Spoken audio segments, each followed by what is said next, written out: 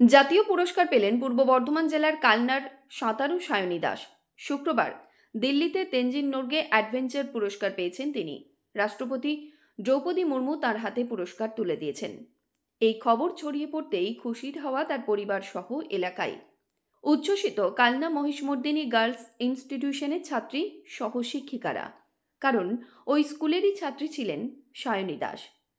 পড়াশোনার পাশাপাশি যে কোনো বিষয়ে দক্ষতার সঙ্গে কাজ করলে দেশের মুখ উজ্জ্বল করা যায়, তার প্রমাণ দিয়েছেন সায়নী। সপ্তসিন্ধু জয় করে জাতীয় পুরস্কার এখন তাঁর ঝুলিতে। স্বাভাবিকভাবেই খুশির হাওয়া তার স্কুলের পক্ষ থেকে প্রজেক্টরের মাধ্যমে ছাত্রীদের দেখানো হয় সায়নী দাসের জাতীয় পুরস্কার পাওয়ার সেই ছবি।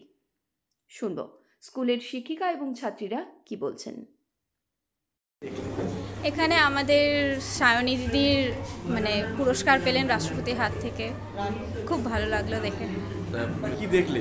আজকে আমরা দেখলাম যে আমাদের স্কুলেরই দিদি সায়নী দাস যে এখানে ন্যাশনাল অ্যাওয়ার্ড পেলেন, সেটা দেখলাম। কেমন লাগলো? ভীষণ ভালো লেগেছে। এই স্কুলের ছাত্রী হিসেবে তোমার কেমন লাগছে বিষয়? ভীষণ ভালো লাগছে, ভীষণই গর্বের বিষয় সেটা। পিছনে কি চিন্তা ভাবনা ছিল?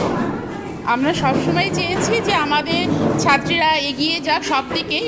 বিদ্যালয়তে শুধু বিদ্যা শিক্ষা শুধু তাই নয়, পুঁথিগত বিদ্যা নয়, তার সঙ্গে বাচ্চাদের অনেক কিছু এক্সট্রা ক্যারিকুলার এর মাধ্যমে তাদেরকে আরও উন্নত হতে হয়। এবং সেই হিসেবে আজকে আমরা যে সায়নীকে দেখেছি, সে শুধু আমাদের স্কুলের নয়, সারা বাংলার গর্ব এবং বিশ্বের দরবারে সে আমাদেরকে তুলে ধরছে। আমাদের ছোট্ট এই মফস্বল শহর কালনাকে কিন্তু সেই পৌঁছে দিচ্ছে।